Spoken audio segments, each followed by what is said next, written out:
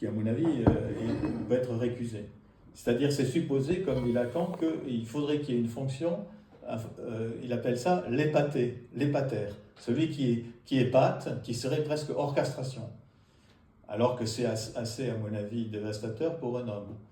Un homme, dans son rapport à, effectivement, s'il a un père qui l'écrase totalement du côté de la castration, c'est foutu. Voilà. Et donc ça, je pense que ce n'est pas, pour moi, dans une lecture actuelle, ça n'est pas recevable. Alors il a été obligé de le faire avec le jeu, mais pour moi, celle-là pose question. La sexualité masculine n'est pas liée à l'épater de quelque chose qui serait hors castration. Voilà. Au contraire, je crois. Voilà. En revanche, ça me paraît. Et là, il n'en existe pas, il n'y a qui pourrait dire qu'elle n'est pas dans la fonction phallique. Voilà. Bon, nous sommes en résonance. Allez. Voilà. Donc, voilà. Alors, c'est après que va se poser cette question. Voilà. Alors, du côté homme, alors ça c'est aussi une question, ça serait de dire que notre sexualité ne serait liée que par la mise en jeu de l'homme. Excusez-moi, parce que au moins en espagnol, on différencie très bien les mots sexualité du mot sexuation. Au moins, parce que j'ai lu là parce que quand par exemple vous disiez la sexualité, c'est pas à mon avis, dès mon lecture lacanienne, on ne parle pas de la sexualité masculine, on parle de la position sexuelle, si on veut dire. Oui. Mais mais là vous avez quand même une mise en jeu qui laisse supposer que du côté de l'homme, ce que dit Lacan, alors là il utilise une catégorie psychopathologique, il dit que notre sexualité serait perverse, parce qu'elle serait uniquement attirée par la question de l'objet. Voilà. Bon, je ne sais pas si c'est en question pathologique, parce qu'il avance beaucoup autour, à mon avis, c'est en blâche lacanienne, en ironie lacanienne, parce qu'il dit que la perversion, c'est une version du verbe. Et il parle là-bas qu'est-ce que c'est un verbe. C'est la question freudienne pour autonomie, je ne sais pas. Qu'est-ce que c'est un père? Un père, c'est l'un qui est causé par une femme. Oui, mais ça, si vous voulez, c'est la question de la parenté. Là, il dit ça uniquement sur une mise en jeu sexuelle. Il ne parle pas, il joue sur perversion, version du père, etc. Mais là, il appelle, dans la séance, voilà, il dit, voilà. Donc, d'abord, premier problème, l'objet A, est-ce que c'est elle-même en tant que telle qui est prise comme objet A, ou est-ce que c'est par exemple le regard, la voix, l'oralité, l'analité qui vont jouer dans le désir. Voilà. Oui, c'est pas une personne. C'est une réduction à voilà. Est-ce qu'un homme peut aussi désirer plus spirituellement et pas uniquement dans le mélange, uniquement l'objet partiel pulsionnel. Voilà. Est-ce que c'est voilà. Donc ça c'est voilà. Et alors le problème inverse, c'est pourquoi une femme ne pourrait pas être mise en jeu dans l'objet clitoral. C'est-à-dire, il est bien évident qu'une femme est sensible au regard d'un homme, à la voix d'un homme, à la façon... Enfin, il y a plein de choses. Oui, mais c'est pour ça qu'on parle de position sexuelle et pas des gendres. Oui, mais c'est justement cette question est quand même posée. Et quand vous regardez ce que raconte Sainte Thérèse d'Avila, elle dit qu'à un moment, elle a envie de voir le regard du Christ. Ouais. Elle cherche quelque chose d'un plaisir et en fait elle n'attrape pas ça. Elle n'attrape pas le regard. Quoi. Le regard est aussi une mise en jeu importante, à mon avis, voilà, qui est dans les modes de sexuation qui sont aussi en jeu, peut être en jeu, à mon avis, d'un côté ou de l'autre. Enfin, le regard, la voix, voilà, comme ça. Mais il met uniquement ça comme ça. Alors, du côté de la femme, et c'est là où il dit justement qu'elle n'est pas universelle et qu'elle n'est pas toute,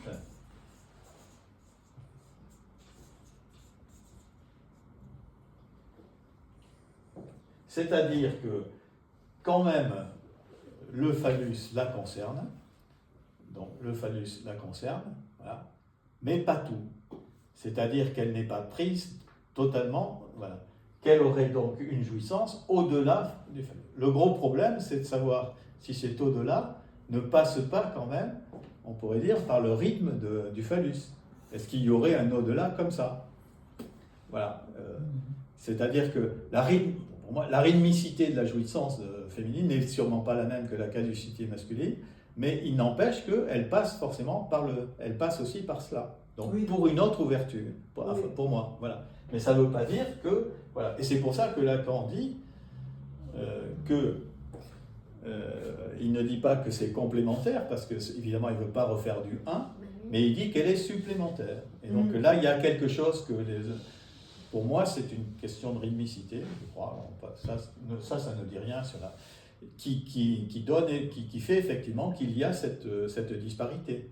Mais cette disparité engage justement dans le non-rapport d'une complémentarité, d'une compréhension, d'une appropriation, etc. Mais ça ouvre aussi. Donc, voilà. Donc le Patou porte effectivement sur ce supplémentaire.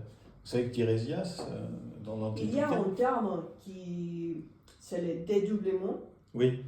J'ai travaillé autour de ces thématiques, qui est un terme qu'on peut penser de la logique hegelienne, qui est en allemand Auseinandertreten,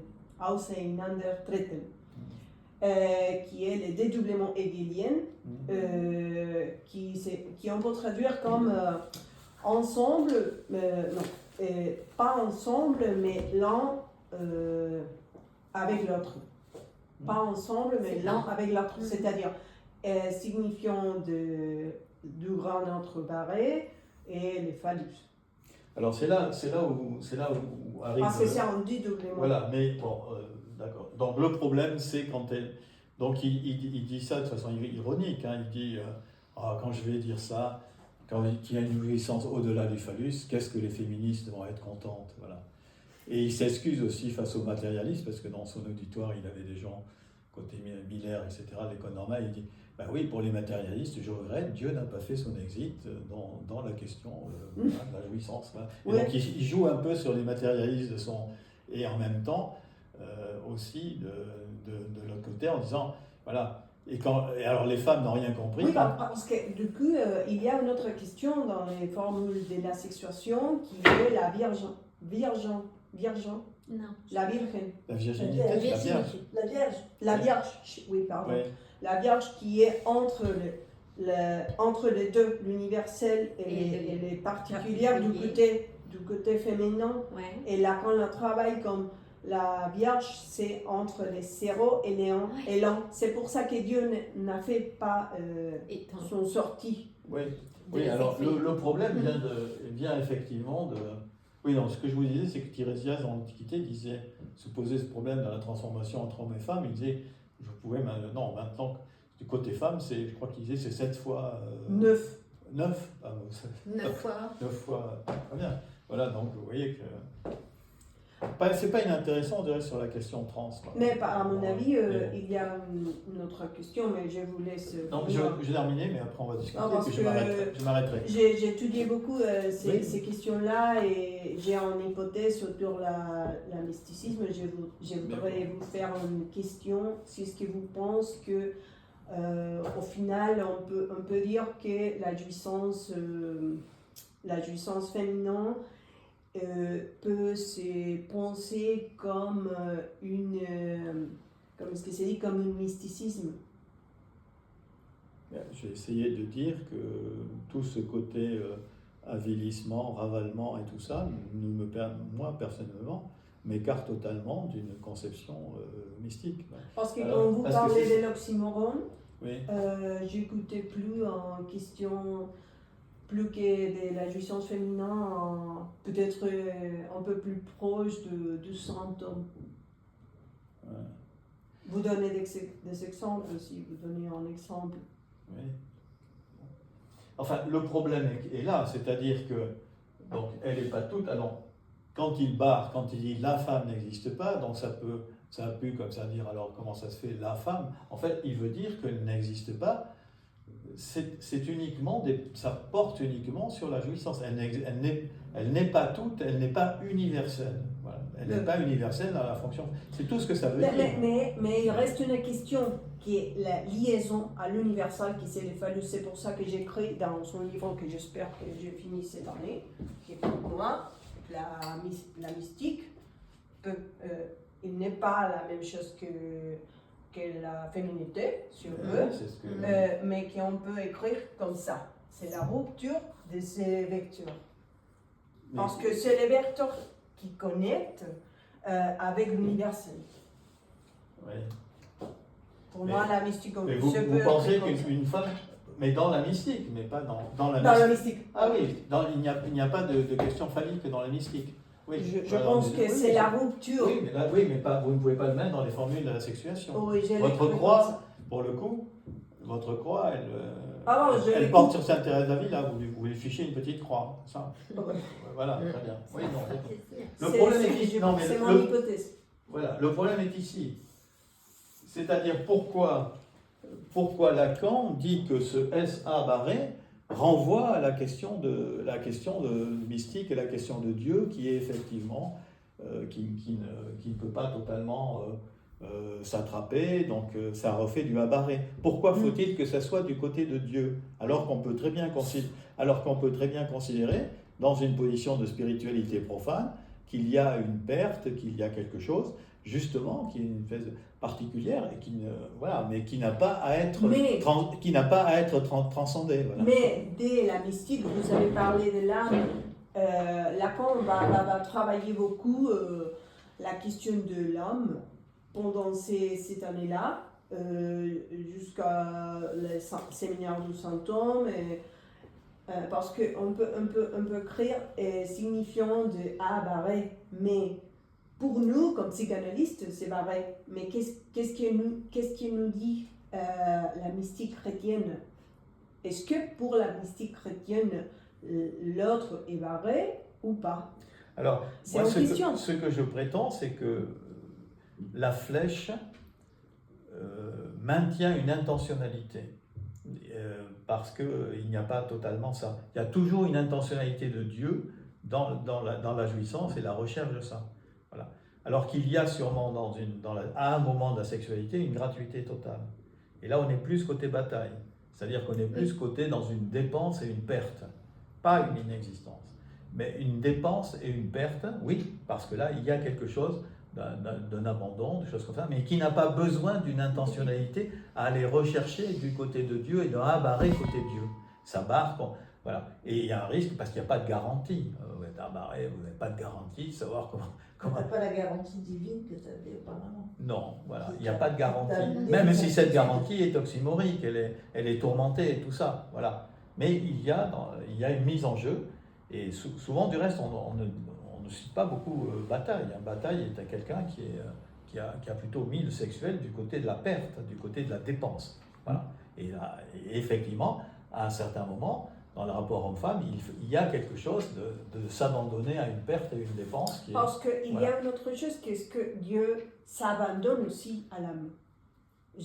Par exemple, j'étudie Maître Eckhart, j'ai fait une thèse de doctorat, mais j'écris autour de ça. Et il y a un lien, il y a un vrai rapport entre Dieu et l'âme. C'est un moment où il n'y a pas trois, c'est seulement deux. C'est la déité, c'est la substantia, latent, c'est la même substantia, si on veut. Mais à mon avis, mon humble avis. Parce que Dieu s'est obligé à aller vers l'âme qui est vécue. Oui. C'est pour ça qu'on peut penser qu'il y a un bar. Mais à mon avis, il y a des formes de mysticisme qui sont plus désincarnées. Ça touche moins le corps. Et je trouve que Maître Eckhart, il y a quelque chose d'une abstraction véritable de la recherche d'un qui se dérobe tout le temps. Parce que de toute façon, vous êtes indigne si vous vouliez trouver le vin. Il se dérobe tout le temps. Mais ça reste... Il parle peu d'expérience corporelle, Maître Eckhart. Je ne sais pas si vous savez. Il ne parle pas beaucoup. Oui. Bon, nous sommes d'accord. Voilà. Donc il y a quelque chose. Voilà. Mais vous savez citer Tauler ou Suso, qui était leur Oui, étudiant, qui étudiait avec lui. Oui. Oui, voilà. Donc il y a des formes aussi de mysticisme. Parce que les chœurs, on ne peut pas confondre, parce que je pense qu'il ne parle pas beaucoup de cœur, parce qu'il met dans le lieu du cœur l'âme. Et là qu'on dit, les symptômes, c'est la souffrance pour avoir une âme. Vous voyez, dans les conférences nord-américaines. Oui, enfin, sur l'âme. C'est-à-dire qu'il n'y a pas besoin de parler du cœur si on a une âme. Oui. Voilà, bon, écoutez, c'est la lecture que je vous ai proposée par rapport je vous remercie. À toutes ces questions là, qui sont aussi des questions aussi d'école, qui traversent aussi la question du rapport sexuel, la façon dont Lacan a parlé. Voilà. Vous avez Merci beaucoup. Questions.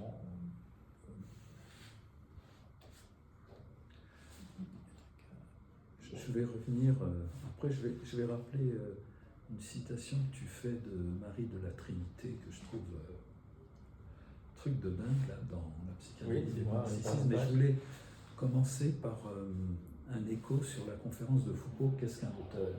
Oui. Parce que je crois que c'est une immense ruse du côté de Foucault. C'est-à-dire que Michel Foucault ne voulait ni de Freud, ni de Marx.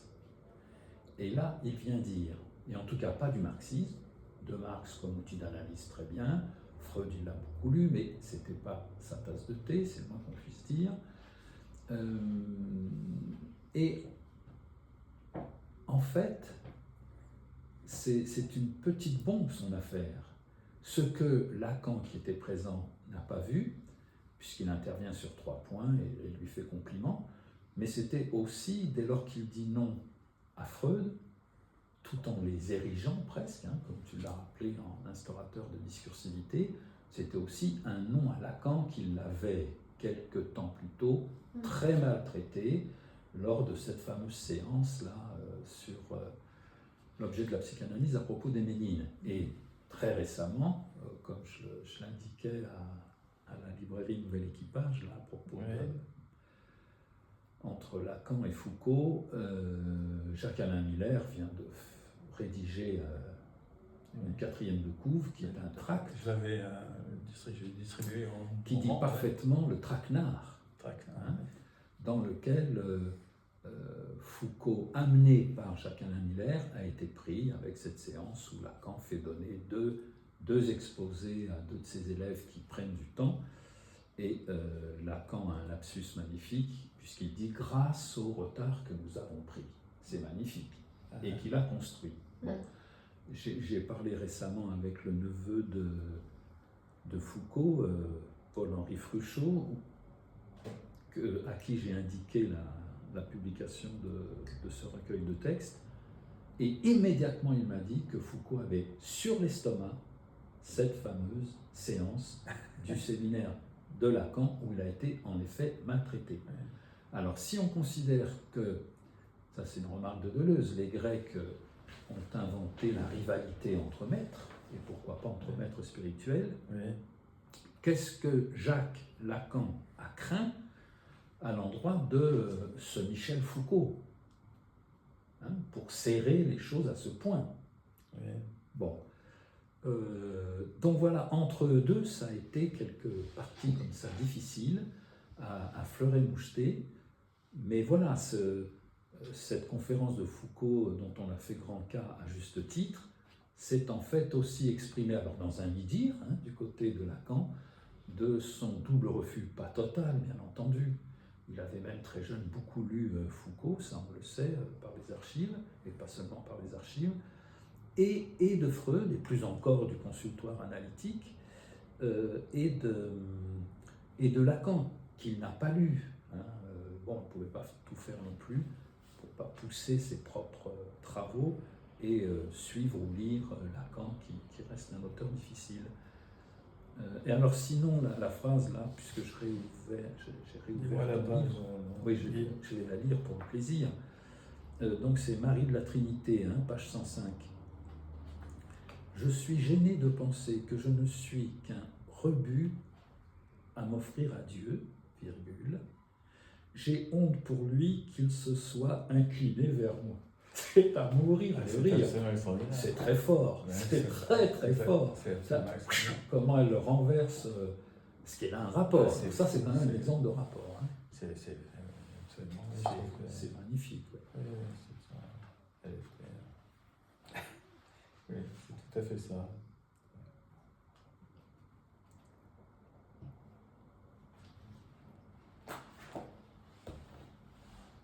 C'est tout à fait ça, c'est tout à fait quoi. C'est la question de la honte, l'ontologie effectivement, Marie de la Trinité, elle a un moment déliré parce qu'elle pensait que déliré, alors si on peut encore dire ce mot. Si, je crois que ça on peut ce mot-là. T'es d'accord, bon, c'est pas trop psychopathologique. Bon. Elle pensait donc qu'elle était tellement indigne que tout le monde connaissait son indignité et sa honte. Oui. Elle s'est toujours présentée comme quelqu'un. Alors c'est intéressant aussi, c'est le passage aussi des signifiants familiaux à ces signifiants religieux, voilà. Puisque par rapport à ses sœurs, elle était déconsidérée, elle ne tenait jamais ses promesses, elle était dans la honte en permanence. Et donc elle a retrouvé une famille et elle a répété effectivement des questions d'attache, des choses comme ça. Voilà, j'en parle dans ce livre. Voilà. C'est la honte aussi de l'indignité de ce qu'il dit. Elle a même honte pour Dieu, vous vous rendez compte? On voit là, ça c'est des affects, alors, des affects qui quand même sont absolument terribles. Quoi. Ouais. C'est pour ça que je suis très sceptique à l'égard de faire du mysticisme, voilà, en parangon de la jouissance féminine. Du moins à travers.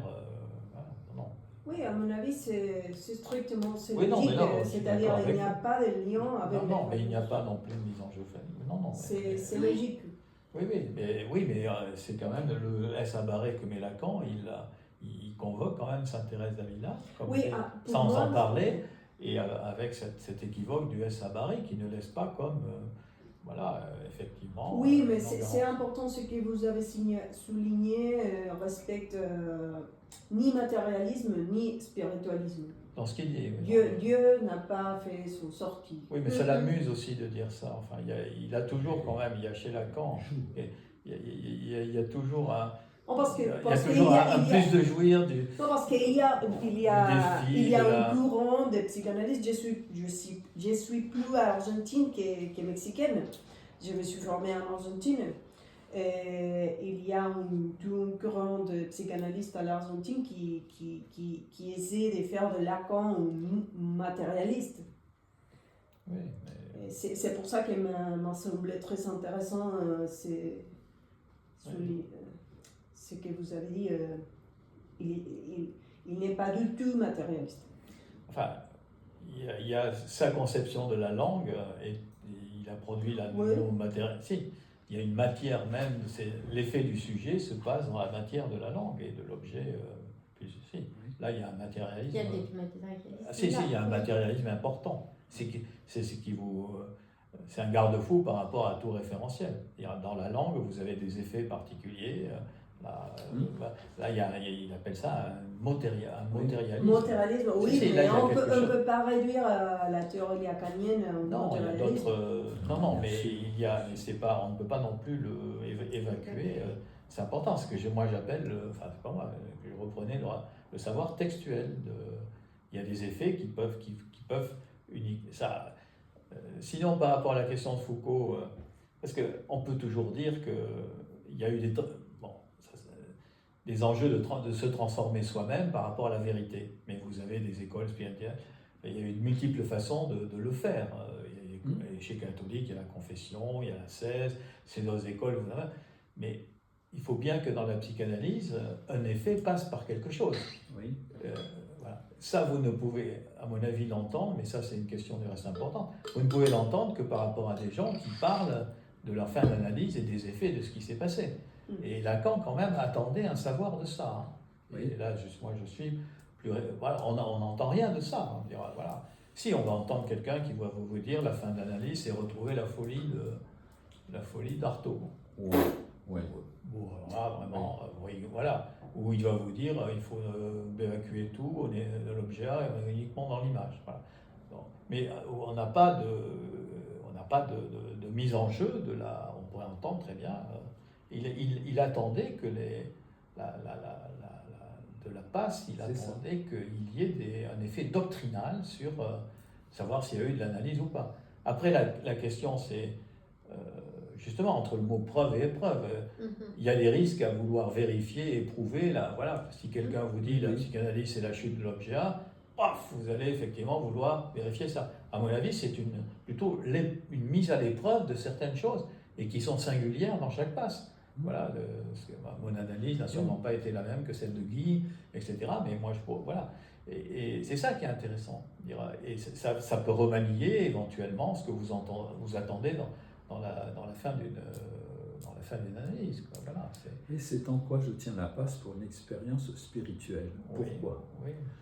Parce que le dispositif que l'école fait découvrir au candidat, pour autant que le candidat persiste, parce qu'il aurait d'excellentes raisons justement de ne pas persister, c'est qu'il va se trouver devant des choses absurdes. Et c'est pas grave, devant l'absurde, on peut dire très peu pour moi, ciao.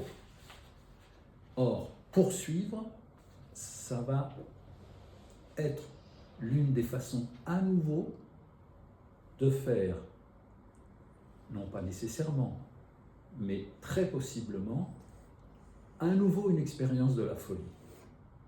Voilà. Mais pourquoi la folie qui s'ennuie avec la réalité la plus plate ne serait-elle pas du côté d'une spiritualité ? La spiritualité, c'est ne pas se contenter de ce qui est proposé dans le social et qui court partout. Voilà. Oui, mais avec quand même pour moi, quand tu dis la folie, c'est un référentiel extrêmement large. Oui, mais c'est aussi ne rien dire, si ce n'est que c'est indiqué que c'est de ce côté-là, et que le risque, il est là. Oui. Voilà, c'est pas... Oui, voilà. Après, pas dire c'est excessif de dire que pour contrer une certaine... comme je crois que je ne sais pas si c'est Houry qui dit ça, les normopathes, ceux qui souffrent. Faut-il passer à l'extrême, à la folie, comme dit Artaud ? Non. Non, mais alors ce qui ne va en effet pas, c'est quand tu dis faut-il, sûrement pas. Très bien, tu réponds. Sûrement pas. Voilà. Hein? Non. Moi, tu vois, c'est ce qui vient comme, ah oui, non, mais façon de dire. Si on lit le dernier, tu as bien vu ce que j'ai, si on lit le dernier livre du sieur Menot, oui. On a cette... voilà, alors que même par rapport il y a beaucoup de questions chez Artaud, des questions intéressantes. Mais parfois chez lui, le spirituel contre véritablement, il dit ça, il refuse totalement le rapport à la chair, le rapport sexuel. Il le refuse. Alors est-ce que vous pouvez déifier cette position ? En plus, si vous voulez la folie, vous en avez plusieurs. Par exemple, Schreber, c'est pas Artaud. On peut en prendre d'autres, pareil comme... Comment il s'appelle ? C'est la particularité justement de la folie. Il y a des oui, mais quand tu écris... Oui, mais le bouquin de Georges Henry, tu as commencé retrouver la folie en chacun de nous. Mais la folie... Alors, qu'on sorte un peu, il y a une inconvenance, qu'on ne soit pas normopathe, etc. Oui, mais la folie, c'est... Voilà. Comment il s'appelait cet étudiant qui a écrit Ma mère musicien? Oui, Paulson. Comment? Paulson, voilà. Paulson, c'est pas Schreber, c'est pas